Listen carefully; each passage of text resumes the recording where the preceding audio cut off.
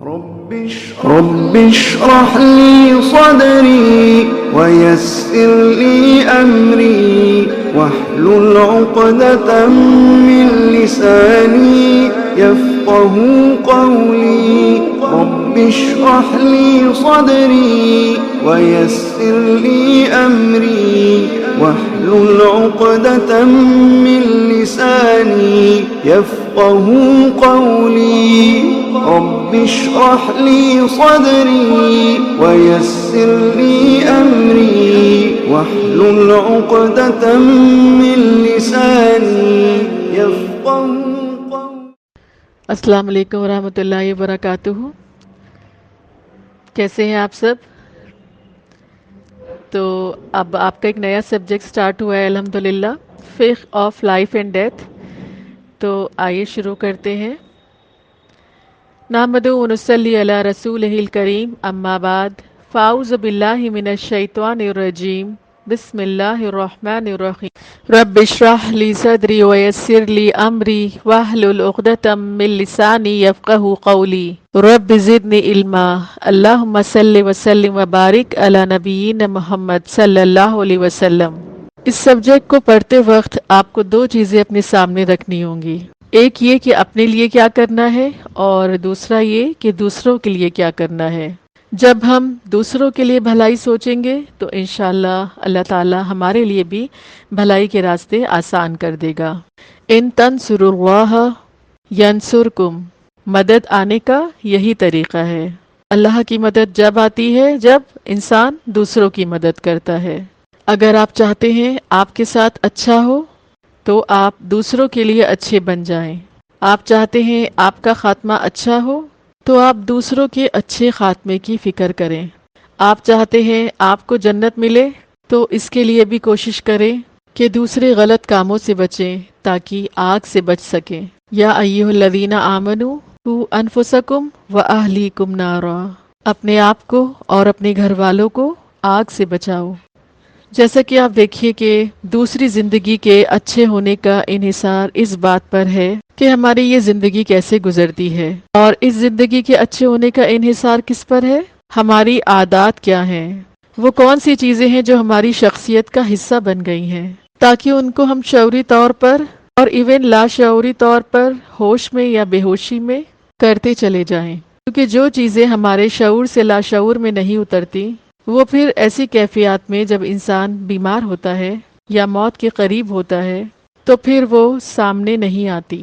بہت سے لوگوں کے بارے میں یہ بھی سنا ہے کہ ان کے پورے ہوش حواس ختم ہوتے ہیں، لیکن اس وقت بھی وہ ان چیزوں کو یاد کر رہے ہوتے ہیں جو ان کی زندگی کا معمول ہوتی ہیں. ان کو اس وقت کلمہ طیبہ یاد نہیں آتا. مثلا ایک خاتون اپنی موت کے تھوڑے پہلے کیا کہہ رہی تھی کہ مجھے وضو کراؤ اور مجھے میری تسبیح لا کے دو، کیونکہ ان کی زندگی کا معمول تھا کثرت سے تسبیحات کرنا، استغفار کرنا، ذکر کرنا. تو موت کے وقت بھی انہوں نے مرنے سے جسٹ پہلے وضو کروایا اپنی بیٹی سے بول کر کے، اور اس کے بعد انہوں نے ذکر کیا، اور ان کی روح ایسے نکلی کہ جیسے ایک پھول کو آرام سے رکھ دیتے ہیں. انہوں نے استغفار اور کلمہ سب پڑھا، حالانکہ وہ اتنی تکلیف میں تھی اور پہلے بے ہوش تھی. تو اگر آپ واقعی چاہتے ہیں کہ آخری وقت میں کلمہ نصیب ہو، استغفار نصیب ہو، ذکر ہو، تو پھر اسے زندگی کا معمول بنانا ہوگا، اسے اپنی عادت کا حصہ بنانا ہوگا. اس کے لیے ہمیں اپنی زندگی کو بہتر طریقے سے گزارنا ہوگا. تو کوئی بھی کام کرنے کے لیے آپ کو وقت چاہیے اور اس کے ساتھ ساتھ طاقت اور ہمت چاہیے.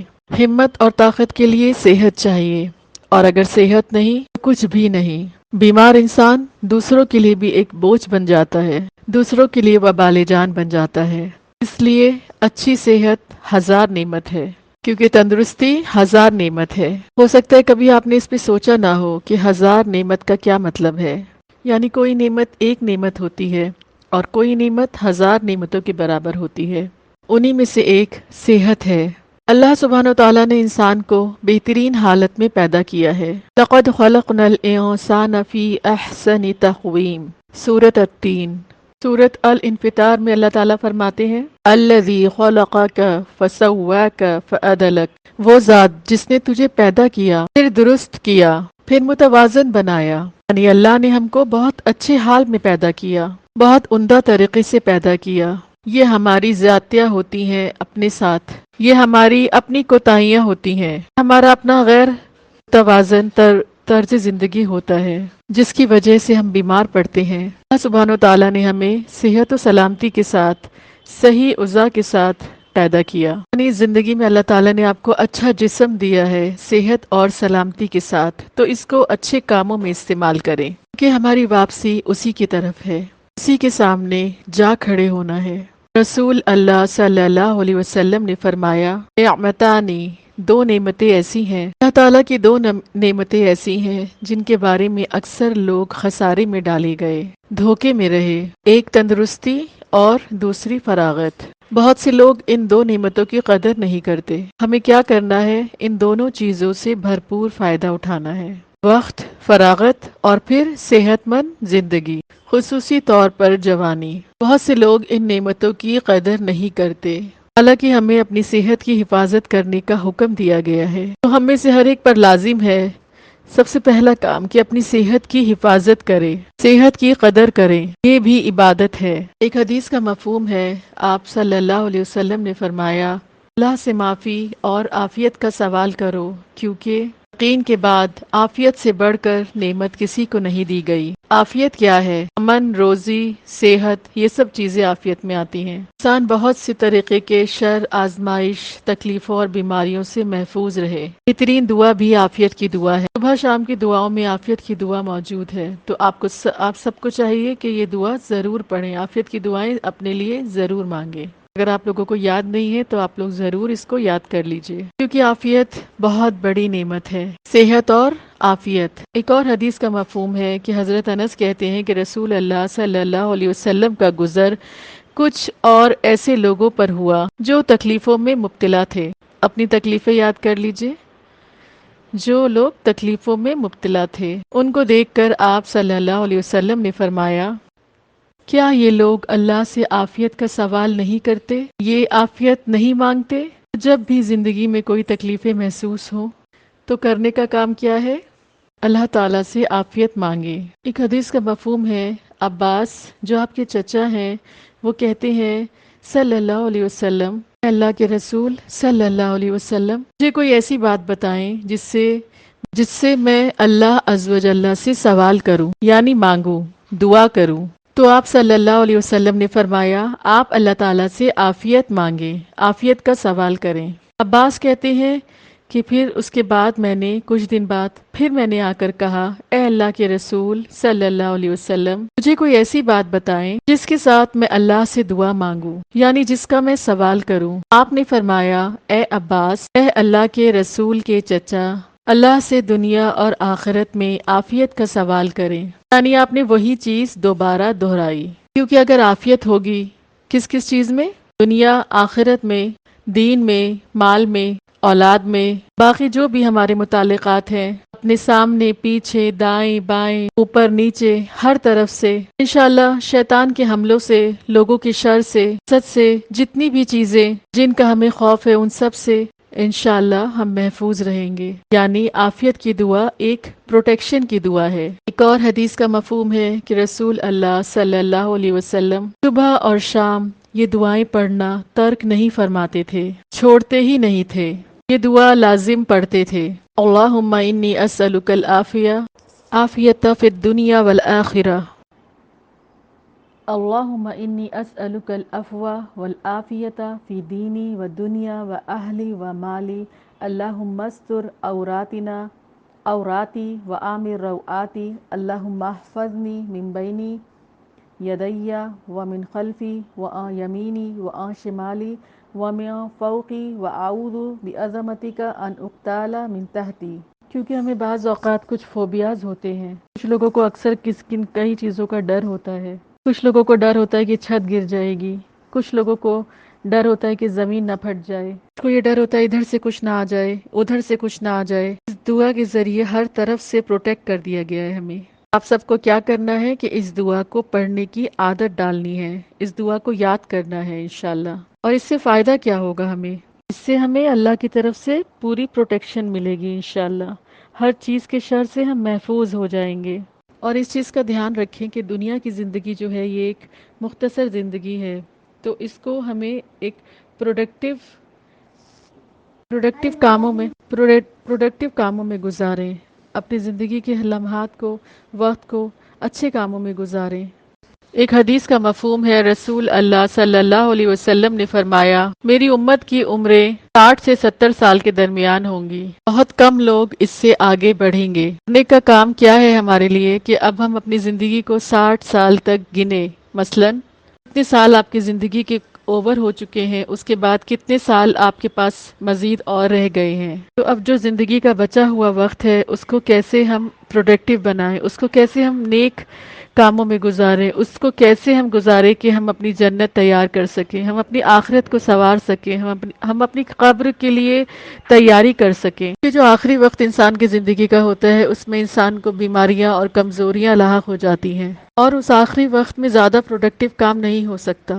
تو جو وقت آج ہمارے پاس ہے وہی ہمارے پاس ہے، اور اسی کو ہمیں پوری طرح سے استعمال کر کے نیکی کے کاموں میں لگانا ہے۔ اسی لیے نبی صلی اللہ علیہ وسلم نے 5 چیزوں کو 5 سے پہلے غنیمت جاننے کے لیے کہا۔ اپنی جوانی کو اپنے بڑھاپے سے پہلے، اپنی صحت کو بیماری سے پہلے، اپنی مالداری کو فقیری سے پہلے، کہ آپ کے پاس کچھ ہے اس سے پہلے کہ آپ کے پاس کچھ نہ رہے، اپنی فراغت کو مشغولیت سے پہلے، اور اپنی زندگی کو موت سے پہلے، اور قیامت کے دن جو سوال کیے جائیں گے ان میں سے ایک سوال یہ بھی ہوگا کہ صحت سے کیا فائدہ اٹھایا۔ ایک حدیث کا مفہوم ہے، رسول اللہ صلی اللہ علیہ وسلم نے فرمایا، قیامت کے دن بندے سے سب سے پہلے جن نعمتوں کے بارے میں پوچھا جائے گا وہ ہے، کیا ہم نے تمہارے جسم کو صحت نہیں عطا کی؟ ایک حدیث کا مفہوم ہے، رسول اللہ صلی اللہ علیہ وسلم نے فرمایا، کیا ہم نے تمہیں صحت نہیں عطا کی تھی؟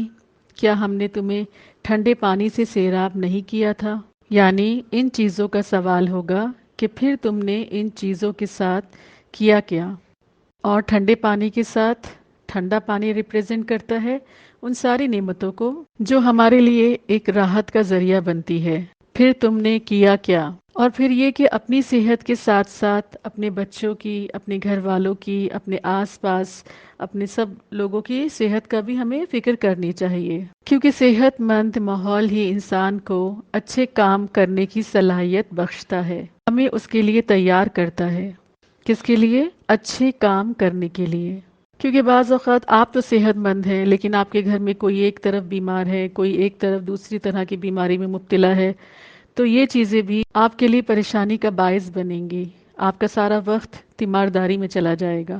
تو ہمیں اپنی صحت کے ساتھ ساتھ اپنے گھر والوں کی بھی صحت کا خیال رکھنا ہے، اپنے بچوں کی بھی صحت کا خیال رکھنا ہے، کیونکہ اگر آپ عافیت کے بیچ میں ہیں تو آپ بہت کچھ کر سکیں گے۔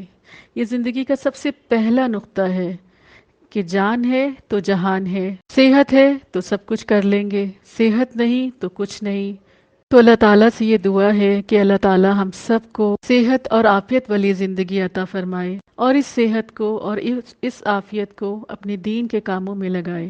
ہمیں اس چیز کی توفیق دے کہ ہم اپنے وقت کی مصروفیت فضول کاموں سے ہٹا کر اللہ تعالیٰ کے بتائے ہوئے راستے پہ لگائیں، سنت کے مطابق اپنی زندگی گزاریں، آمین۔ اور ان سب نیکی کے لیے ہمیں سیرت رسول کو جاننا بہت ضروری ہے۔ اللہ تعالیٰ ہم سب کو توفیق دے کہ سیرت رسول کی جو اسٹڈی ہم کر رہے ہیں ہم اس کو اپنی زندگی میں عمل میں لائیں انشاءاللہ۔ تو آئیے شروع کرتے ہیں تجلیات نبوت استاذہ ڈاکٹر طلعت فاطمہ کے ساتھ۔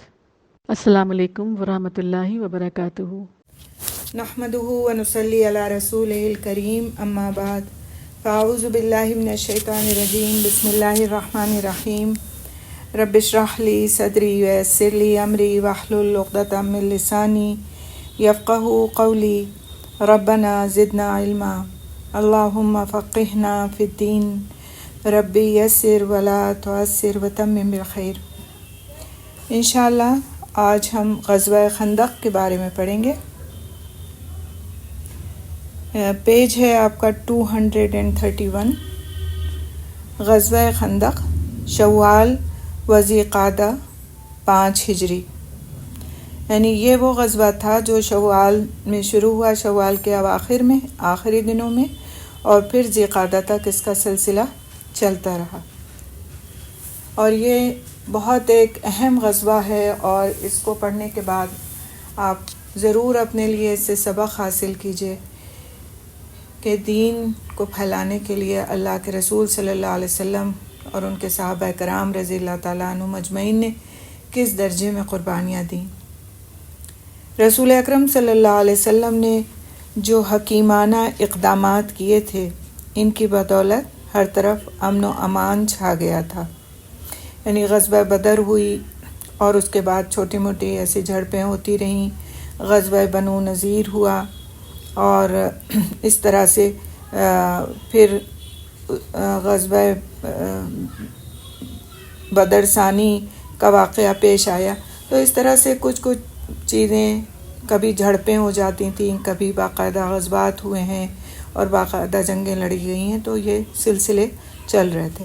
لیکن ہوا یہ کہ جب غزوہ بنو نذیر ہوا تو اس کے بعد 1.5 سال سے زیادہ عرصے تک کوئی قابل ذکر واقعہ پیش نہیں آیا، اور ایسا لگتا تھا کہ اب مسلمان اپنے دین کی اشاعت اور اپنے احوال کی اصلاح کے لیے کلی طور پر فارغ ہو جائیں گے۔ یعنی امن و امان ہو گیا تھا غزوہ بنو نذیر کے بعد، کیونکہ ان کو جلا وطن کر دیا گیا تھا، وہ نکل گئے تھے اپنی جگہ پہ جہاں تھے، اور اس طرح سے ایک امن و امان کی فضا قائم ہو گئی تھی۔ لیکن یہود تھے جنہیں حضرت مسیح علیہ السلام نے سانپ اور سانپوں کی اولاد کہا ہے، یعنی کہ یہ ڈسنے والے لوگ ہیں یا اذیت پہنچانے والے لوگ ہیں، تکلیف دینے والے لوگ ہیں۔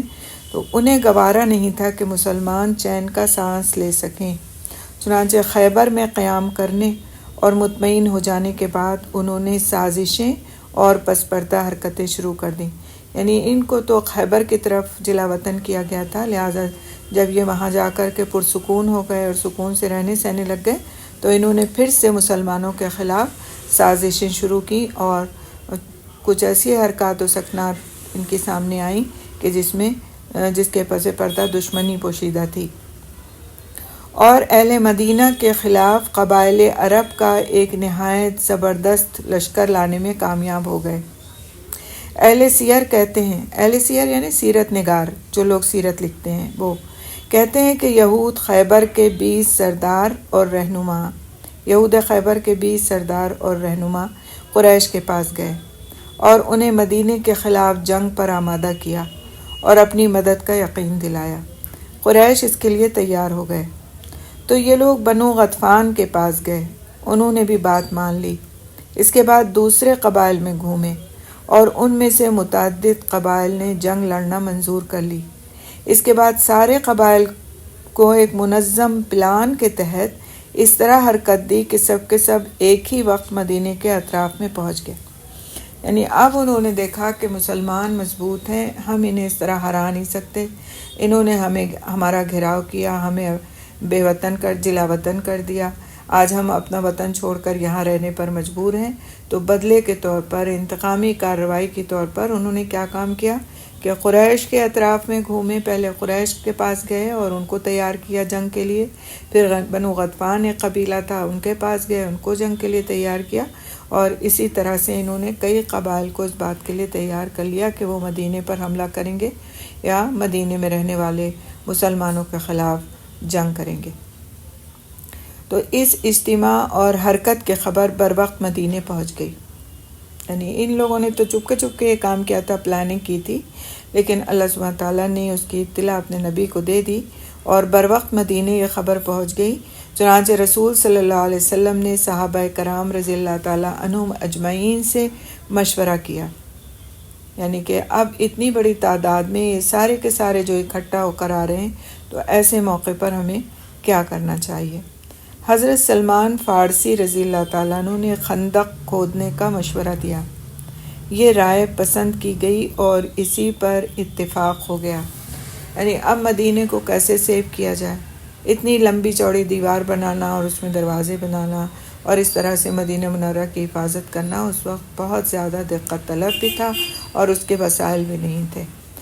تو حضرت سلمان فارسی رضی اللہ تعالیٰ عنہ جو فارس سے تشریف لائے تھے اور جنگ کی مختلف ٹیکنیکس سے واقف تھے کہ کس طرح سے جنگ لڑی جا سکتی ہے، جو کہ بہت مختلف تھے عربوں کے مقابلے میں، کیونکہ وہ ایک دوسرے ملک سے تشریف لائے تھے اور مسلمان ہو گئے تھے اور مسلمانوں کے ساتھی بن گئے تھے، تو انہوں نے ایک بالکل مختلف طریقہ پیش کیا کہ ہمیں اپنے شہر کو بچانے کے لیے کیا کرنا چاہیے۔ چونکہ مدینے کے مشرق، مغرب اور جنوب 3 اطراف میں لاوے کی چٹانیں ہیں، اس لیے صرف شمالی علاقہ لشکر کے داخلے کے لائق تھا۔ یعنی 3 اطراف میں چٹانیں تھیں جس سے کہ گھرا ہوا تھا، ادھر سے دشمن کے آنے کا کوئی خطرہ نہیں تھا، کیونکہ قدرتی طور پر وہ حصہ یہ تینوں حصے پروٹیکٹڈ تھے۔ بس ایک حصہ ایسا تھا کہ جہاں پر انہیں بندش لگانی تھی، لہٰذا صرف جو شمالی علاقہ تھا وہ لشکر کے داخلے کے لائق تھا۔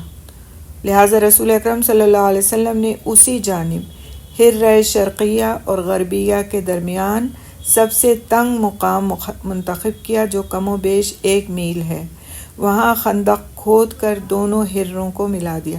ہرے یعنی وہی جو لاوے کی چٹانیں تھیں اور جو وہ کارنرز تھے، تو ان کارنرز کو ایک طرح سے ملا دیا گیا، کسے؟ ایک خندق کھود کے ڈچ بنا کر کے، بہت گہری خندق کھود دی گئی یا ڈچ بنائی گئی، اور ایک جگہ سے دوسری جگہ تک لمبائی میں اس کو بنایا گیا تاکہ وہ کارنر جو ایک طرف کا شمال کا حصہ رہ جاتا ہے وہ کور ہو جائے اس خندق کے ذریعے سے، کیونکہ وہیں سے وہ لوگ آ سکتے تھے، باقی 3 طرف جو تھا وہ کورڈ ایریا تھا، ادھر سے نہیں آ سکتے تھے۔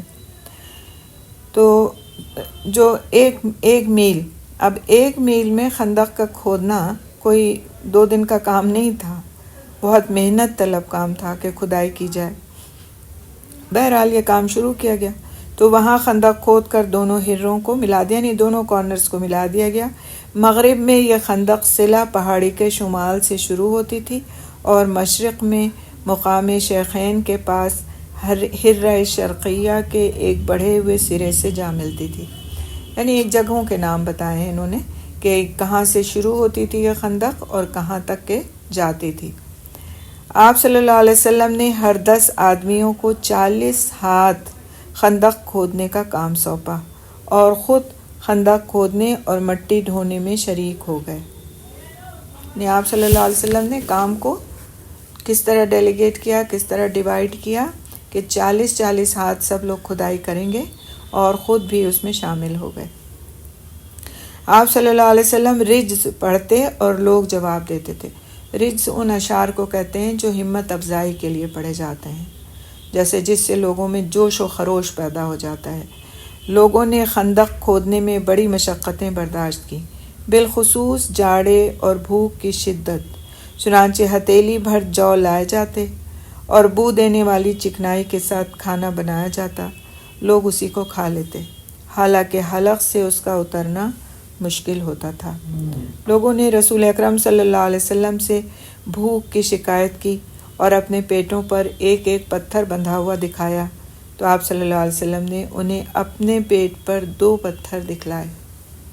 کہ آپ صلی اللہ علیہ وسلم ایسا نہیں تھا کہ خود آرام فرما رہے تھے اور خود جو ہے زندگی کی دوسری چیزوں سے لذت اندوز ہو رہے تھے اور باقی لوگ کام کر رہے تھے، بلکہ آپ صلی اللہ علیہ وسلم دوسروں سے زیادہ بڑھ کر مشقت بھی کر رہے تھے اور بھوک بھی برداشت کر رہے تھے۔ خندق کی کھدائی کے دوران میں بعض نشانیاں بھی دیکھنے میں آئیں۔ حضرت جابر رضی اللہ تعالیٰ عنہ نے رسول اکرم صلی اللہ علیہ وسلم کی بھوک کی سختی دیکھی تو صبر نہ کر سکے، اپنی بکری کا ایک بچہ ذبح کیا اور ان کی بیوی نے ایک ساتھ تقریباً 2.25 کلو جو پیسا۔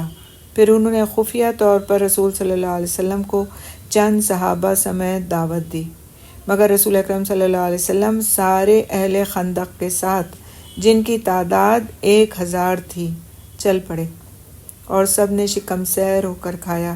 پھر بھی ہانڈی بھری ہوئی ابلتی رہی اور آٹے سے روٹی پکتی رہی۔ یہ آپ صلی اللہ علیہ وسلم کے اس طرح کے معجزات اللہ سبحانہ تعالیٰ نے آپ صلی اللہ علیہ وسلم کو عطا فرمائے تھے تاکہ امت کے لیے بھی سہولت ہو اور لوگوں کے یقین کی کیفیت بھی بڑھے۔ اسی طرح نعمان بن بشیر رضی اللہ تعالیٰ عنہ کی بہن اپنے والد اور ماموں کے لیے ہتیلی بھر کھجور لے کر گئیں تو رسول صلی اللہ علیہ وسلم نے اسے کپڑے کے اوپر بکھیر کر سارے اہل خندق کو دعوت دے دی، یعنی چند کھجوریں اور 1000 اہل خندق سب کھا کھا کر چلے گئے، مگر کھجوریں تھیں کہ کپڑے کے کناروں سے باہر گری جا رہی تھیں۔ تو یہ اس طرح کی چیزیں ایک جس کو کہتے ہیں خرق عادت، یعنی عادت کے خلاف ظہور پذیر ہوئیں، اور اللہ سبحانہ تعالیٰ نے اپنے نبی صلی اللہ علیہ وسلم کی برکتوں کا اظہار فرمایا۔ خندق کی کھدائی کے دوران میں حضرت جابر اور ان کے ساتھیوں کے حصے میں ایک سخت چٹان نما زمین آ گئی، یعنی کھود رہے ہیں اور ایک سخت پتھر سامنے آ گیا۔ نبی صلی اللہ علیہ وسلم سے کہا گیا تو آپ صلی اللہ علیہ وسلم نے اتر کر کدال ماری اور وہ بھربھری ریت میں بدل گئی۔ اسی طرح حضرت براء رضی اللہ تعالیٰ عنہ کے ساتھیوں کا ایک چٹان سے سامنا ہوا۔ نبی صلی اللہ علیہ وسلم نے اتر کر بسم اللہ کہا اور کدال سے ایک ضرب لگائی تو ایک ٹکڑا کٹ گیا اور اس سے ایک روشنی نکلی۔ آپ صلی اللہ علیہ وسلم نے فرمایا، اللہ اکبر، آتیت مفاتیح الشام وانی لانظر الی قصورها الحمراء الساعة۔ اللہ اکبر، مجھے شام کی کنجیاں دی گئیں اور اس وقت میں اس کے سرخ محل دیکھ رہا ہوں۔ یعنی اللہ سبحانہ تعالیٰ نے اپنے نبی کو خوشخبریاں دیں ایسے سخت موقع پر کہ شام کی کنجیاں دی گئیں، یعنی کہ شام کو مسلمان فتح کریں گے، اور آپ صلی اللہ علیہ وسلم نے اس طرح سے فرمایا کہ میں گویا اس کے محلوں کو اپنی نظروں کے سامنے دیکھ رہا ہوں۔ اس کے بعد آپ صلی اللہ علیہ وسلم نے دوسری ضرب لگائی اور فتح فارس کی خوشخبری سنائی، پھر تیسری ضرب لگائی اور فتح یمن کی خوشخبری سنائی اور پوری چٹان کٹ گئی۔ یعنی آپ صلی اللہ علیہ وسلم کی ہر ضرب پر اللہ سبحانہ تعالیٰ نے اپنے نبی کو شام یعنی سیریا اور اسی طرح سے فارس یعنی پرشیا اور اسی طرح یمن کے فتح کی خوشخبری دی، اور آپ صلی اللہ علیہ وسلم نے نہ صرف یہ کہ ایک مشکل کام کیا، ایک چٹان کو کاٹا اپنی ضربوں کے ذریعے، بلکہ مسلمانوں کے لیے خوشخبریوں کا ایک اعلان بھی فرمایا۔ خندق کے آر پار ادھر قریش اور ان کے پیروکار یعنی ان کے ماننے والے 4000 کا لشکر لے کر آئے۔ ادھر کتنے تھے؟ 1000، اور وہ کتنے لے کر آئے؟ 4000، یعنی 4 گنے۔ ان کے پاس 300 گھوڑے اور 1000 اونٹ تھے۔ ان کا سالار ابو سفیان تھا اور جھنڈا عثمان بن طلحہ عبدری نے اٹھا رکھا تھا۔ انہوں نے جرف اور زغابہ کے درمیان، یہ نام ہے جگہوں کے، جرف اور زغابہ کے درمیان روما کے مجتمع الاسیال میں پڑاؤ ڈالا۔ یہ سارے نام ہیں کہ جرف اور زغابہ جو تھے اس کے درمیان میں ایک جگہ تھی مجتمع الاسیال کے نام سے، وہاں پر انہوں نے پڑاؤ ڈالا۔ دوسری طرف غطفان اور ان کے پیروکار اہل نجد 6000 کا لشکر لے کر آئے۔ آپ نے دیکھا تھا نا، پہلے ہم نے پڑھا تھا کہ قریش کو پہلے جا کر کے اس نے گھوم کر دعوت دی تھی۔ قریش جو تھے 4000 کا لشکر لے کر آئے تھے۔ پھر اس نے غطفان میں جا کر کے سب طرف گھوم کے یہود نے دعوت دی تھی، مدینے پر حملے کی، تو غطفان اور ان کے جو پیروکار تھے اہل نجد وہ 6000 کا لشکر لے کر آئے تھے۔ تو اب 1000 کے مقابلے میں 10000 کا لشکر تو یہ ہو گیا۔ اور احد کے دامن میں وادی نقمی کے آخری سرے پر وہ خیمہ زن ہوئے۔ کون؟ غطفان کا قبیلہ جو تھا، جو 6000 کا لشکر لے کر کے آئے تھے۔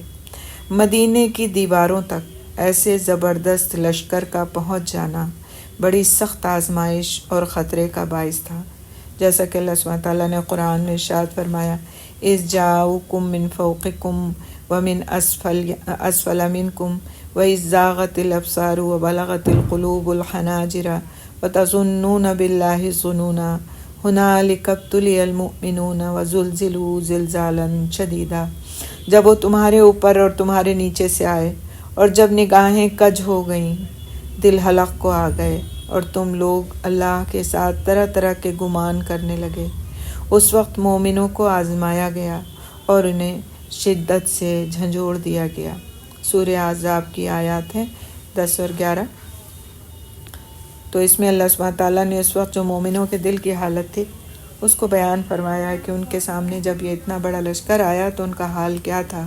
ظاہر ہے انسان تو وہ بھی تھے نا، لاکھ وہ مضبوط تھے، ان کا ایمان مضبوط تھا، ثابت قدمی تھی، نبی صلی اللہ علیہ وسلم ان کے درمیان تھے، ان کی ہمت افزائی فرما رہے تھے، لیکن اتنا بڑا لشکر جرار دیکھ کر کے وہ ان کی کیفیت کو قرآن حکیم کس طرح بیان فرما رہا ہے، تو وہ کیفیت نظروں کے سامنے آ جاتی ہے۔ یہ انسان ہونے کے ناطے ان کو ایک گھبراہٹ تھی کہ اگر یہ لشکر شہر کے اندر گھس گیا تو نہ صرف ان کو پامال کر دے گا بلکہ پھر شہر کی، ان کے بیوی بچوں کی اور کمزور مسلمانوں کی بھی خیر نہیں۔ اور لیکن اللہ تعالیٰ نے اس موقع پر مومنین کو ثابت قدم رکھا، جیسا کہ اللہ سبحانہ تعالیٰ قرآن حکیم میں فرماتے ہیں وَلَمَّا رَأَى الْمُؤْمِنُونَ الْأَحْزَابَ قَالُوا هَذَا مَا وَعَدَنَا اللَّهُ وَرَسُولُهُ وَصَدَقَ اللَّهُ وَرَسُولُهُ وَمَا زَادَهُمْ إِلَّا إِيمَانًا وَتَسْلِيمًا۔ اور جب اہل ایمان نے ان جتھوں کو دیکھا، یعنی ان گروپس کو دیکھا، اس لشکر کو دیکھا، تو کہنے لگے یہ تو وہی چیز ہے جس کا اللہ اور اس کے رسول نے ہم سے وعدہ کیا تھا، اور اللہ اور اس کے رسول نے سچ فرمایا تھا، اور اس حالت نے ان کے جذبہ ایمان اور اطاعت کو کچھ اور بڑھا دیا۔ سبحان اللہ، دیکھ کر ایک گھبراہٹ والی کیفیت تھی ان کی، جیسا کہ قرآن نے بیان کیا، لیکن اس کے باوجود انہوں نے اس پر قابو پا کر، اپنے اوپر قابو پا کر جس طرح کا مظاہرہ کیا، قلب کی حالت کچھ بھی ہو لیکن جس طرح کا انہوں نے اپنے عمل سے مظاہرہ کیا وہ قابل قدر ہے، قابل تعریف ہے، اور جس کا بیان بھی قرآن حکیم نے فرمایا اور کہا کہ جب اہل ایمان نے ان جتھوں کو دیکھا تو کیا کہنے لگے، یہ تو وہی چیز ہے جس کا اللہ اور اس کے رسول صلی اللہ علیہ وسلم نے ہم سے وعدہ فرمایا تھا۔ یعنی یہ کوئی ایسی نئی چیز نہیں ہے ہمارے لیے، ہم سے تو بتا دیا گیا تھا کہ جب تم ایمان میں داخل ہو جاؤ گے، جب تم اللہ کے راستے میں چل پڑو گے تو تمہیں مشکلات کا سامنا کرنا پڑے گا۔ اور اس میں ہم لوگوں کے لیے بہت بڑا سبق ہے۔ آپ دیکھیں دعویٰ کا کام کرنے کی جن کو تمنا ہوتی ہے اور جن کو شوق ہوتا ہے ان کے لیے ایک بہت بڑا سبق ہے کہ اللہ سبحانہ تعالیٰ نے پہلے سے اس بات کو طے فرما دیا کہ تم اللہ کے راستے میں نکلو گے تو تمہیں مشقتیں برداشت کرنی پڑیں گی، لہٰذا اب اس کے بعد کوئی شکوہ کرے کہ میں تو اللہ کے راستے کا کام کر رہا ہوں، پھر میں کیوں مشقت برداشت کرتا ہوں، پھر وہ تو اپنے گھر میں عیش سے رہتے ہیں، وہ تو اللہ کے راستے کا کوئی کام بھی نہیں کرتے، پھر بھی ان پہ نہ کوئی مشکل آتی ہے نہ پریشانی آتی ہے۔ تو آپ دیکھیں کہ یہ ایک طرح سے پہلے سے بات بتا دی گئی کہ آپ اس راستے میں نکلیں گے تو اس راستے میں آپ کو مشقتیں اٹھانی پڑیں گی، اور پھر جو ان مشقتوں کو جھیل گیا، جس نے ان مشقتوں پر صبر کر لیا اور ثابت قدم رہا، تو اس کے لیے پھر بہت بڑے بڑے درجات کا اللہ سبحانہ تعالیٰ کے ہاں وعدہ ہے۔ اور جو یہ مشقتیں نہیں اٹھاتے، دنیا میں عیش و آرام ہی جیے جاتے ہیں اور ان کو کوئی فکر نہیں ہوتی، اور وہ یہ سمجھتے ہیں کہ ہمارے اوپر تو کوئی مشقت کوئی پریشانی آتی بھی نہیں اور ہم تو اطمینان سے رہ رہے ہیں، تو پھر ان کے ہاں ان کے لیے یہ دنیا ہی ہے، بس جو کچھ ہے اطمینان کی جگہ، آخرت میں نہ ان کے لیے درجات کی بلندی ہے اور نہ پھر کوئی اور اس طرح کا اجر جو کہ دین میں ثابت قدم رہنے والوں کے لیے انشاءاللہ ہوگا۔ البتہ منافقین اور بیمار دلوں کا حال یہ ہوا کہ انہوں نے کہا ما وعدنا اللہ ورسولہ الا غرورا، اللہ اور اس کے رسول نے ہم سے جو وعدہ کیا تھا وہ محض فریب تھا۔ یعنی کہ جو منافقین تھے ان کے دل کی کیفیت کیا تھی، ان کی زبانوں سے کیا نکل رہا تھا کہ جو وعدہ اللہ اور رسول نے کیا تھا ہم سے کہ ہم ایمان لے آئیں گے اور ہم دین کے راستے پر چل پڑیں گے تو ہمارے لیے نعمتیں ہوں گی، تو یہ تو بالکل جھوٹا وعدہ نعوذ باللہ تھا، اور ہمارے لیے تو مشقتیں ہی مشقتیں ہیں۔ لیکن جو صاحب ایمان تھے انہوں نے بالکل مختلف بات کہی۔ تو یہیں پر انسان اپنے آپ کو خود بھی جج کر سکتا ہے کہ مشکلات آنے کے اوپر ہمارا رویہ کیا ہوتا ہے، یا ہمارے دل کیا کہتے ہوتے ہیں، ہمارے نفس میں کیا بات آ رہی ہوتی ہے کہ ہم تو اللہ کے راستے پہ، تو ہمارے لیے یہ مشکل آئی ہے۔ ایسے ہم کو ہمارا نفس بہکا رہا ہوتا ہے، شیطان ہم کو بہکا رہا ہوتا ہے، یا پھر ہمارا نفس ہم کو مطمئن کر رہا ہوتا ہے کہ تمہیں تو ایسا تمہارے لیے ہو نہیں تھا، یہ کوئی ایسی بات نہیں ہے جو اللہ کے وعدے کے خلاف ہو، اور اس کا اجر تم کو آخرت میں ملنا ہے۔ تو خود انسان جج کر سکتا ہے اپنے آپ کو کہ وہ کہاں پر کھڑا ہے، ایمان کے کس لیول پہ ہے، آیا کہ مشکلات پر صبر کے لیول پہ ہے یا پھر مشکلات پر جزا و سزا کے لیول پر ہے۔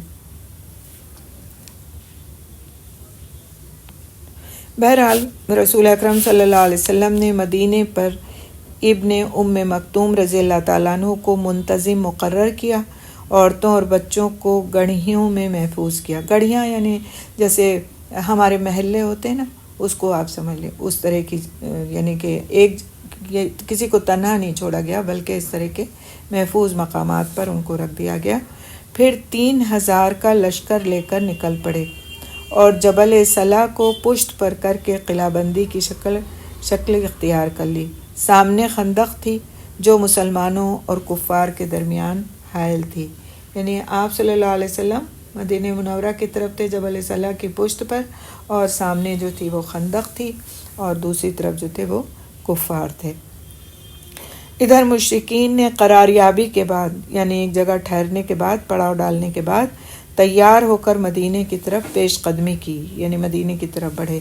جب مسلمانوں کے قریب پہنچے تو کیا دیکھتے ہیں کہ ایک چوڑی سی خندق ان کے اور مسلمانوں کے درمیان حائل ہے۔ یہ دیکھ کر وہ بھونچکا رہ گئے، یعنی حیران ہو گئے۔ ابو سفیان نے بے ساختہ کہا، تِلْکَ مَکِیدَةٌ مَا عَرَفَهَا الْعَرَبُ، یہ ایسی چال ہے جس کو عرب جانتے ہی نہیں۔ اب انہوں نے خندق کے گرد غیظ و غضب کے ساتھ چکر کاٹنا شروع کیا۔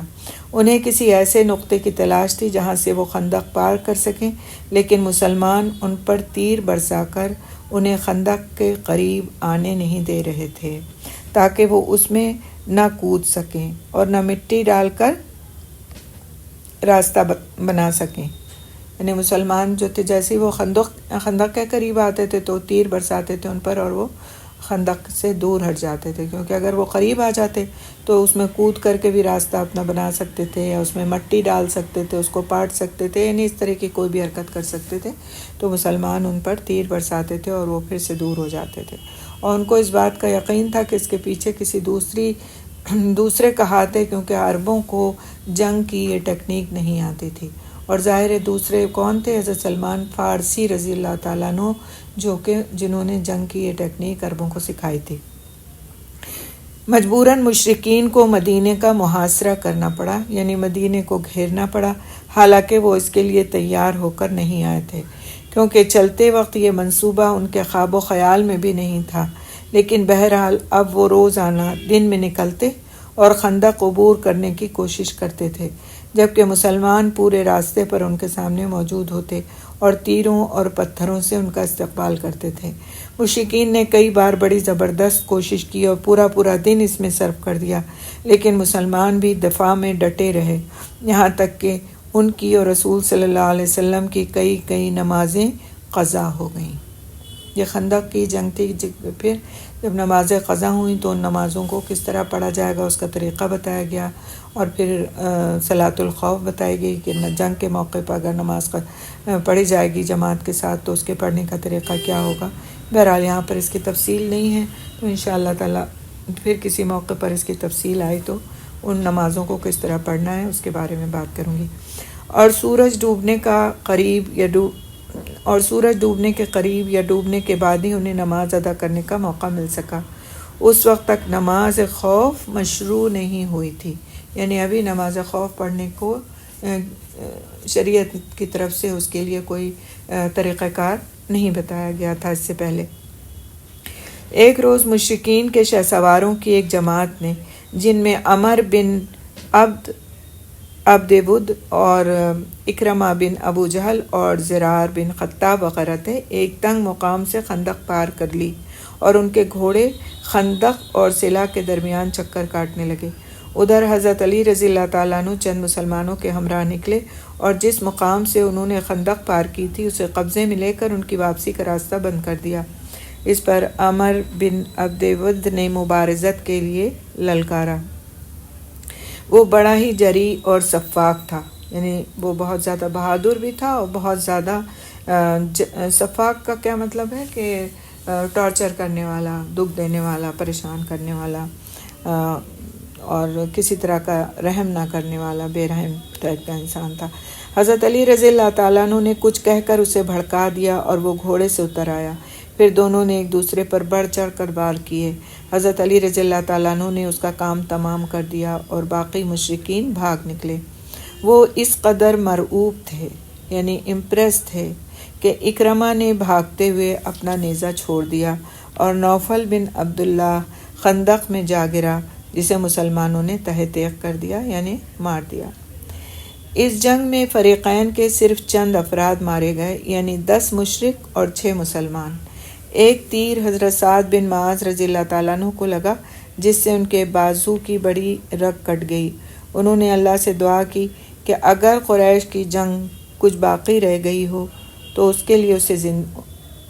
کے لیے انہیں زندہ رکھے، ورنہ اسی زخم کو ان کی موت کا سبب بنا دے۔ یعنی اب زخم بھی لگا ہے تو بھی موت کی سال میں چاہ رہے ہیں کہ اگر دیکھ لیں وہ کہ قریش کی جنگ کا نتیجہ کیا ہوتا ہے، قریش کے ساتھ جنگ کا نتیجہ کیا ہوتا ہے، اور یہ بھی دعا کی کہ اللہ سبحانہ تعالیٰ نے اس بات کے لیے، اس کام کے لیے، اس بات کو دیکھنے کے لیے زندہ رکھے، اور ورنہ اس زخم کو جو ان کو جنگ کی حالت میں لگا، جہاد میں لگا، ان کی موت کا سبب بنا دے تاکہ وہ شہداء میں شریک ہو سکیں۔ اور یہ بھی دعا کی کہ مجھے موت نہ دے یہاں تک کہ بنو قریظہ سے میری آنکھیں ٹھنڈی ہو جائیں۔ بنو قریظہ بھی یہود کا ہی ایک قبیلہ تھا، اور انہوں نے بھی آپ صلی اللہ علیہ وسلم کے ساتھ اس موقع پر، جنگ کے موقع پر غداری کی تھی اور اپنے لوگوں کو لے کر کے الگ ہو گئے تھے۔ بنو قریظہ رسول صلی اللہ علیہ وسلم کے ساتھ عہد میں بندھے ہوئے تھے، یعنی عہد تھا ان کا کہ وہ مسلمانوں کا ساتھ دیں گے، لیکن اس غزوے کے دوران میں بنو نذیر کے سردار ہویئی بن اخطب نے بنو قریظہ کے سردار کعب بن اسد کے پاس آ کر بڑے ڈھنگ سے عہد شکنی پر آمادہ کیا۔ چنانچہ قدرے پس و پیش کے بعد کعب نے عہد توڑ دیا اور قریش اور مشرکین کے ساتھ ہو گیا۔ بنو قریظہ مدینے کے جنوب میں تھے جبکہ مسلمانوں کا مورچہ شمال میں تھا، لہٰذا بنو قریظہ اور مسلمان عورتوں اور بچوں کے درمیان کوئی رکاوٹ نہیں تھی اور انہیں سخت خطرہ تھا۔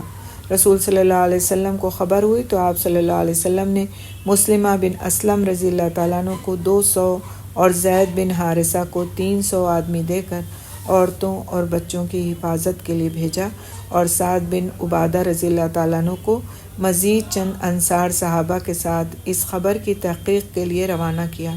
یہ لوگ گئے تو یہود کو انتہائی خباثت پر آمادہ پایا۔ انہوں نے اعلانیہ گالیاں بکیں اور دشمنی کی باتیں کی اور رسول اکرم صلی اللہ علیہ وسلم کی اہانت کی، یعنی آپ صلی اللہ علیہ وسلم کو نعوذ باللہ ذلیل کیا۔ کہنے لگے اللہ کا رسول کون؟ ہمارے اور محمد کے درمیان کوئی عہد و پیمان نہیں۔ یہ سن کر وہ لوگ واپس آ گئے اور رسول اکرم صلی اللہ علیہ وسلم سے صرف اتنا کہا عزل والقارۃ، یعنی جس طرح عزل اور قارہ نے، جو 2 قبیلے تھے ابھی ہم نے جن کے بارے میں پڑھا کہ انہوں نے کس طرح بدعہدی کی تھی اور ان لوگوں کو مار دیا تھا جن کو وہ یہ کہہ کے لے گئے تھے کہ ہم لے جا رہے ہیں اپنے جگہوں پر کہ یہ ہمارے لوگوں کو دین سکھا سکیں۔ تو ان جس طرح سے عزل اور قارہ نے اصحاب رجیع کے ساتھ بدعہدی کی تھی، اسی طرح یہود بھی بدعہدی پر تلے ہوئے ہیں۔ لوگوں کو صورتحال سمجھ میں آ گئی اور ان پر سخت خوف طاری ہو گیا۔ یعنی کہ اب کیا تھا کہ مسلمان شمال میں تھے، امیجن کیجئے اس چیز کو، شمال یعنی نارتھ میں، پھر ان کے پیچھے مدینہ، اور یہ جو تھے بنو قریظہ یہ جنوب میں یعنی کہ بالکل ساؤتھ میں، تو اب مدینہ کیا تھا؟ بیچ میں تھا۔ مسلمانوں کی پشت تھی مدینہ کی طرف اور خندق کی طرف ان کا فرنٹ تھا ان کے لیے، اور مدینہ ان کے پیچھے تھا، اور پھر ان کے پیچھے یہود تھے۔ تو اب جب ان کو اس بات کا یقین ہو گیا کہ یہود جو ہیں بدعہدی کرنے پہ تلے میں، بنو قریظہ کی طرف سے یہ اطمینان تھا کہ وہ کیونکہ حلیف تھے، حلیف کا مطلب کیا ہوتا ہے؟ آپ صلی اللہ علیہ وسلم کو وہ جزیہ دیتے تھے، اور ایک ٹیکس ہوتا ہے جزیہ جس کے بدلے میں ان کی حفاظت کی جاتی، لیکن اس موقع پر انہوں نے سارے عہد اور پیمان توڑ کر کے انہوں نے مسلمانوں کی مخالفت شروع کی اور اس بات پر تل گئے کہ وہ ان کو نقصان پہنچائیں گے۔ تو آپ صلی اللہ علیہ وسلم نے سب سے پہلے تو عورتوں، بچوں اور جو مدینے میں افراد تھے ان کی حفاظت کا بندوبست فرمایا، اور پھر آگے کی چیزیں ہم دیکھتے ہیں انشاءاللہ تعالیٰ۔ تو اللہ سبحانہ تعالیٰ نے اس موقع کو قرآن حکیم میں اس طرح سے بیان فرمایا ہے، وَإِذْ زَاغَتِ الْأَبْصَارُ وَبَلَغَتِ الْقُلُوبُ الْحَنَاجِرَ وَتَظُنُّونَ بِاللَّهِ الظُّنُونَ هُنَالِكَ ابْتُلِيَ الْمُؤْمِنُونَ وَزُلْزِلُوا زِلْزَالًا شَدِيدًا۔ جب نگاہیں کج ہو گئیں، دل حلق کو آ گئے۔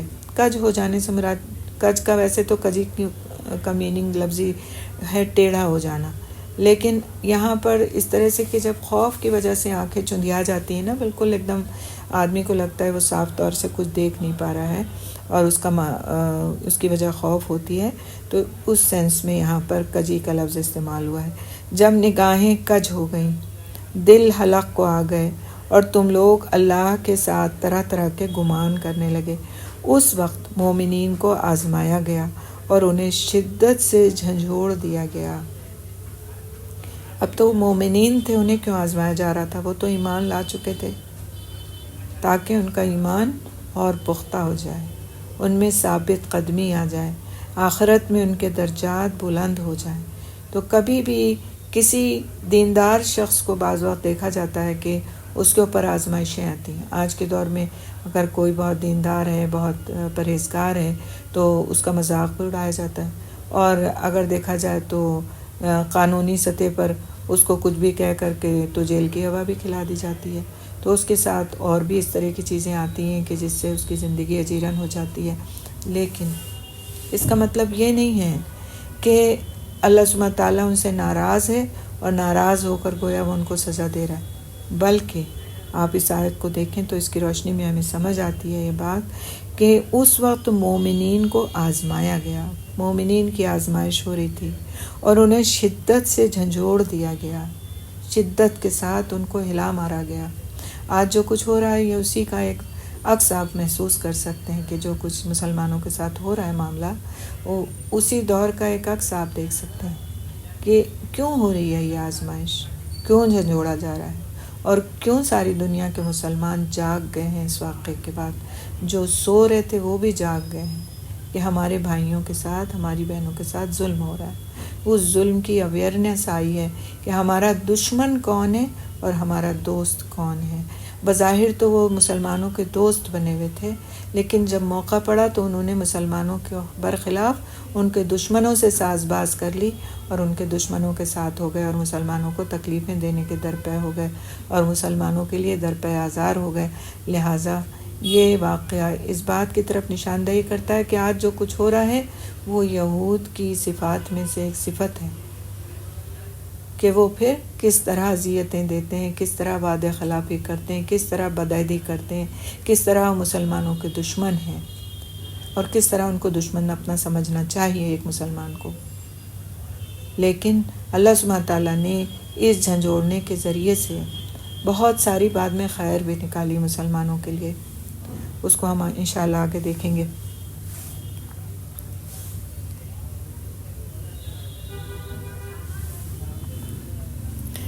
اسی موقع پر نفاق نے بھی سر نکالا، اور چنانچہ بعض منافقین نے کہا، محمد صلی اللہ علیہ وسلم تو ہم سے وعدہ کرتے تھے کہ ہم قیصر و کسریٰ کے خزانے کھائیں گے، اور یہاں یہ حالت ہے کہ قضائے حاجت کے لیے نکلنے میں بھی جان کے خیر نہیں۔ بعض اور منافقین نے کہا، ما وعدنا اللہ ورسولہ الا غرورا، ہم سے اللہ اور اس کے رسول نے جو وعدہ کیا تھا وہ فریب کے سوا کچھ نہیں۔ ایک اور گروہ نے کہا، یا اہل یثرب لا مقام لکم فارجعوا، اے اہل یثرب تمہارے لیے ٹھہرنے کی کوئی گنجائش نہیں، لہٰذا واپس چلو۔ اور ایک فریق نے بھاگنا چاہا اور نبی صلی اللہ علیہ وسلم سے اجازت لینے کے لیے یہ ہیلا کیا، ان بیوتنا عورہ، ہمارے گھر خالی پڑے ہیں، ان کا کوئی نگران نہیں، حالانکہ وہ خالی نہیں تھے۔ بہرحال جب بنو قریظہ کی غداری کی خبر رسول صلی اللہ علیہ وسلم کو پہنچی تو آپ صلی اللہ علیہ وسلم کو رنج و قلق ہوا۔ آپ صلی اللہ علیہ وسلم نے اپنا چہرہ اور سر کپڑے سے ڈھک لیا اور دیر تک چت لیٹے رہے، یعنی سیدھے لیٹے رہے، پھر اللہ اکبر کہتے ہوئے اٹھے اور مسلمانوں کو فتح و نصرت کی خوشخبری دی۔ یعنی آپ صلی اللہ علیہ وسلم چپ کر کے اپنے اللہ سے لو لگا کر کے تھوڑی دیر پرسکون ہو کر لیٹ گئے، کیونکہ ان پر ایک غم کی کیفیت طاری تھی کہ ان کے جو دوست بنے ہوئے تھے، جن کا ساتھ، جن کی حفاظت کرتے تھے مسلمان، انہوں نے وقت پڑنے پر مسلمانوں کے ساتھ غداری کا معاملہ کیا، اور آج ان کی وجہ سے مسلمان اس جنگ پر توجہ دیں یا اپنے بیوی بچوں کی حفاظت کریں، اس کے درمیان معلق ہیں کہ وہ کیا کریں اور کیا نہ کریں۔ لیکن اتنے مشکل موقع پر بھی رسول اکرم صلی اللہ علیہ وسلم نے اپنے رب سے لو لگائی، اور اللہ سبحانہ تعالیٰ نے ان کو بشارتیں دیں فتح اور نصرت کی۔ لہٰذا آپ صلی اللہ علیہ وسلم نے اپنے صحابہ کرام کو اس فتح و نصرت کی بشارت سنائی۔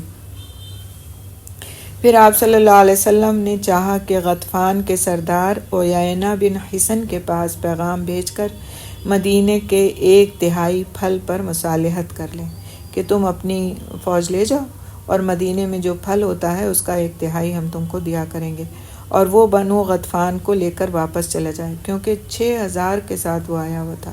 لیکن انصار کے دونوں سردار سعد بن معاذ اور سعد بن عبادہ نے اسے منظور نہیں کیا اور کہا جب ہم لوگ اور یہ لوگ دونوں شرک پر تھے تب تو یہ لوگ ایک دانے کی بھی طمع نہیں کر سکتے ایک دانے کی بھی طمع نہیں کر سکتے تھے، تو بھلا اب جب کہ اللہ نے ہمیں اسلام سے نوازا ہے اور آپ کے ذریعے سے ہمیں عزت بخشی ہے، ہم انہیں اپنا مال دیں گے؟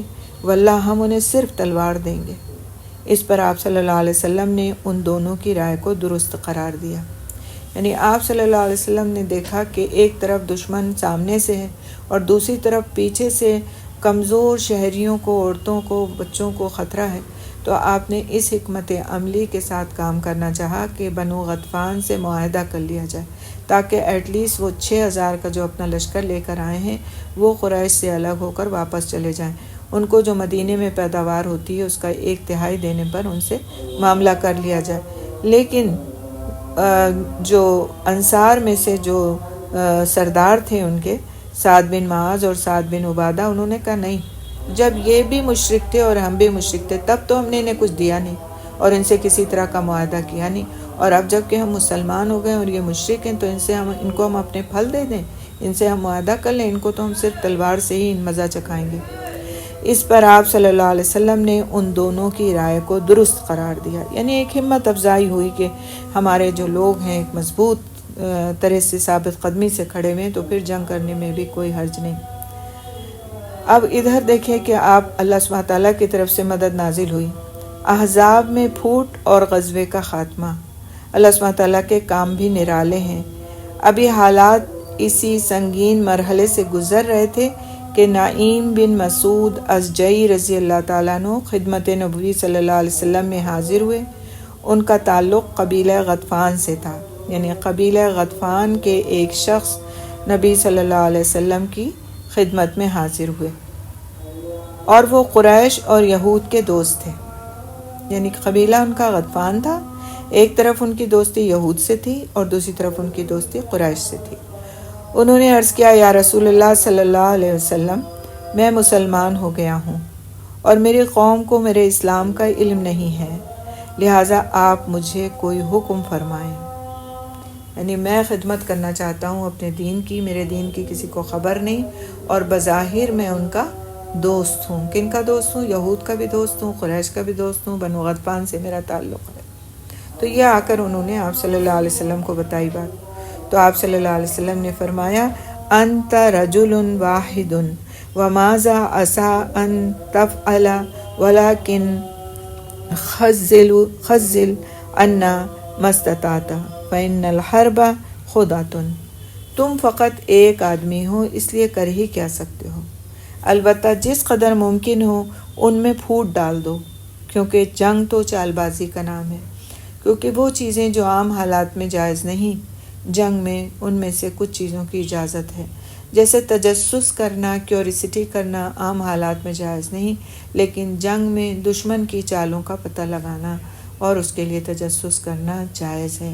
اسی طرح چال بازی کی عام حالات میں، عام زندگی میں اجازت نہیں، لیکن جنگ میں اس کی اجازت ہے، کیونکہ یہ جنگ کی حکمت عملی ہے کہ دشمن کی چالوں کو سمجھا جائے اور اس کے مطابق پھر اپنے فیصلے کیے جائیں۔ اس پر حضرت نعیم رضی اللہ تعالیٰ عنہ بنو قریظہ کے ہاں پہنچے۔ اب انہوں نے سوچا کہ اب مجھے وہ کام کرنا ہے جو میرے سپرد کیا گیا، کہ میں دوسری جگہوں پر جاؤں اور ان کے حالات معلوم کروں اور آپ صلی اللہ علیہ وسلم کو اطلاع دوں اور ان کو ایک غلط انفارمیشن دوں تاکہ وہ اپنی جو حکمت عملی ہے اس پر کام نہ کر سکیں۔ تو اب انہوں نے کیا کیا، اس پر حضرت نعیم رضی اللہ تعالیٰ عنہ بنو قریظہ کے ہاں پہنچے۔ بنو قریظہ جو یہود کا قبیلہ تھا نا پیچھے سے، جس نے جنوب کی جانب سے آ کر کے تو مسلمانوں کے لیے مشکل کھڑی کرنے کا ارادہ کیا تھا اور دغا بازی کی تھی۔ اس پر حضرت نعیم رضی اللہ تعالیٰ عنہ بنو قریظہ کے ہاں پہنچے۔ انہوں نے دیکھا تو اعزاز و اکرام کیا، ان کا اعزاز و اکرام کیا، کیونکہ ان کے حساب سے ان کے دوست تھے، ان کو نہیں پتہ تھا کہ مسلمان ہو چکے ہیں۔ حضرت نعیم رضی اللہ تعالیٰ عنہ نے فرمایا، آپ لوگ جانتے ہیں کہ مجھے آپ لوگوں سے محبت اور خصوصی تعلق ہے، اب میں آپ لوگوں کو ایک بات بتا رہا ہوں، کیا آپ اسے میری طرف سے چھپائے رکھیں گے؟ انہوں نے کہا جی ہاں۔ حضرت نعیم رضی اللہ تعالیٰ عنہ نے فرمایا بنو قینقاع اور بنو نذیر پر جو گزر چکی ہے، یہ دونوں یہود کے قبیلے تھے، بنو قینقاع اور بنو نذیر، ان پر جو گزر چکی ہے اسے آپ جانتے ہیں۔ اب آپ لوگوں نے قریش اور غطفان کا ساتھ دیا ہے، مگر ان کا معاملہ آپ جیسا نہیں ہے۔ یہ علاقہ آپ کا اپنا علاقہ ہے، یہاں آپ کے بال بچے ہیں، عورتیں ہیں، مال و دولت ہے، آپ لوگ یہاں سے کہیں اور نہیں جا سکتے، جبکہ ان کا علاقہ، مال و دولت، عورتیں اور بال بچے دور دراز ہیں۔ انہیں موقع ملا تو کوئی قدم اٹھائیں گے، ورنہ اپنے علاقے کی راہ لیں گے اور آپ کو محمد صلی اللہ علیہ وسلم کے رحم و کرم پر چھوڑ دیں گے، اور وہ جس طرح چاہیں گے انتقام لیں گے۔ یہ سن کر وہ چونک پڑے اور بولے اب کیا کیا جا سکتا ہے؟ حضرت نعیم رضی اللہ تعالیٰ عنہ نے فرمایا کہ جب تک وہ اپنے آدمی یرغمال کے طور پر نہ دیں، ان کے ساتھ جنگ میں شریک نہ ہونا۔ یعنی اب اس کو میں اپنے لفظوں میں اس طرح سے بیان کروں آپ کے سامنے کہ وہ گئے بنو قریظہ کے پاس جو جنوب میں رہتے تھے، ساؤتھ میں رہتے تھے، اور انہوں نے جا کے ان سے کہا کہ جو قریش کا تم ساتھ دینے کے لیے اپنی جان کی بازی لگانے جا رہے ہو، تو یہ قریش کے بال بچے، مال اسباب تو سب بہت دور ہیں، اور یہ تو نکل جائیں گے لڑ بھیڑ کر کے، اور تم جو ہے نا، تم نے دیکھا کہ بنو نذیر کے ساتھ رسول صلی اللہ علیہ وسلم نے کیا معاملہ فرمایا، ان کو جلا وطن کر دیا گیا۔ اسی طرح بنو قینقاع کے ساتھ کیا معاملہ کیا گیا، دونوں یہود کے قبیلے تھے۔ تو اب یہ تو نکل جائیں گے تمہارے دشمن اپنا جو بھی کام کرنا کر کے، اور تم پھنس جاؤ گے، تمہارے ساتھ پھر جو ہے رسول صلی اللہ علیہ وسلم تم سے برا معاملہ کریں گے کہ تم نے دشمن کا ساتھ دیا۔ تو اب تم کیا کام کرو کہ تم قریش سے بات کہو کہ ہم تمہارا ساتھ اسی وقت دیں گے جب تم اپنے کچھ آدمیوں کو ہمارے پاس رکھواؤ گے، بطور ضمانت کے ہمارے پاس کچھ لوگوں کو رکھواؤ گے۔ تو اب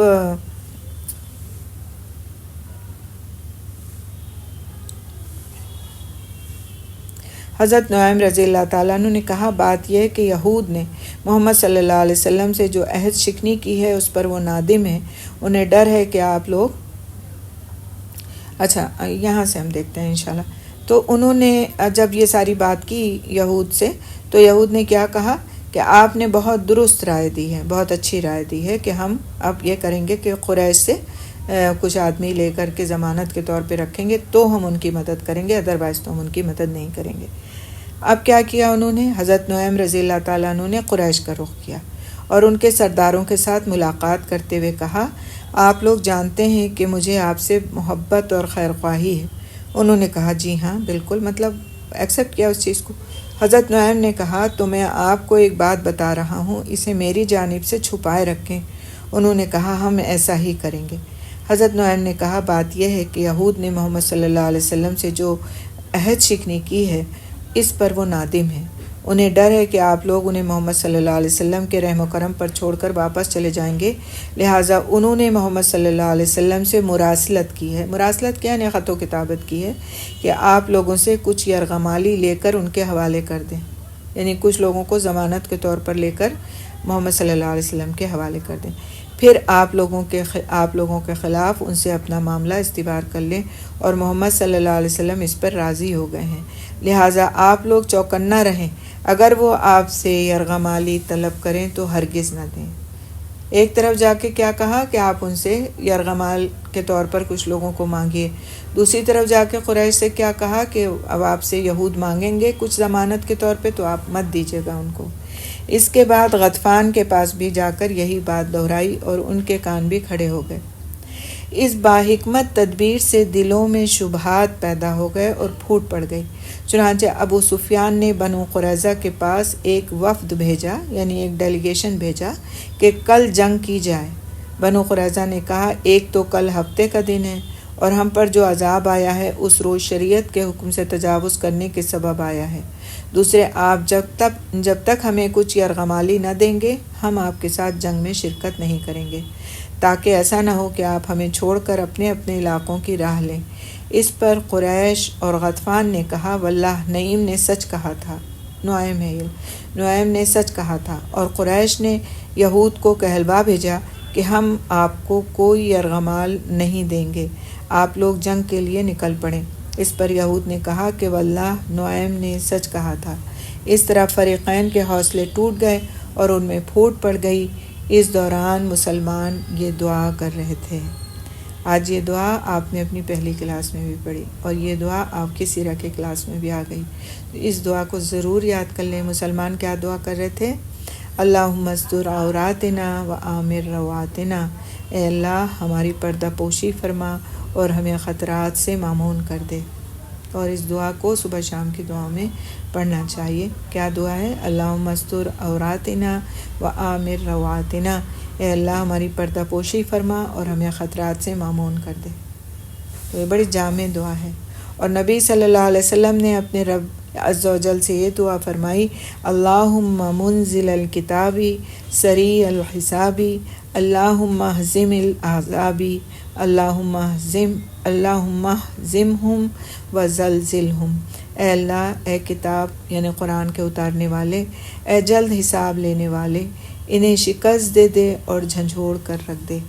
تو اللہ سبحانہ تعالیٰ نے دعا قبول فرمائی اور مشرکین پر تیز ہواؤں، تند ہواؤں یعنی تیز ہواؤں اور فرشتوں کا لشکر بھیج دیا، جس نے ان کو ہلا ڈالا، ان کے دلوں میں رعب ڈال دیا، ان کی ہانڈیاں الٹ دیں، ان کے خیمے اکھیڑ دیے، اور کڑکڑاتی سردی نے الگ مار ماری اور ان کی کوئی چیز اپنی جگہ پر نہ رہ سکی۔ چنانچہ انہوں نے کوچ کی تیاری شروع کر دی، یعنی وہاں سے جانے کی تیاری شروع کر دی۔ ادھر رسول صلی اللہ علیہ وسلم نے حضرت حذیفہ رضی اللہ تعالیٰ عنہ کو ان کی خبر لانے کے لیے بھیجا۔ وہ کفار کے محاذ کے اندر تک گئے اور واپس آئے۔ انہیں قطعاً سردی نہ لگی، بلکہ انہیں ایسا محسوس ہوا جیسے گرم پانی کے حمام میں ہیں۔ انہوں نے واپس آ کر دشمن قوم کی واپسی کی اطلاع دی اور سو گئے۔ صبح ہوئی تو مسلمانوں نے دیکھا کہ کفار کی طرف کا میدان جنگ صاف ہے۔ اللہ نے کفار کو کسی خیر کے بغیر غیظ و غضب سمیت واپس کر دیا تھا، اور ان سے جنگ کے لیے تنہا ہی کافی ہوا تھا، اور اللہ قوی اور عزیز ہے۔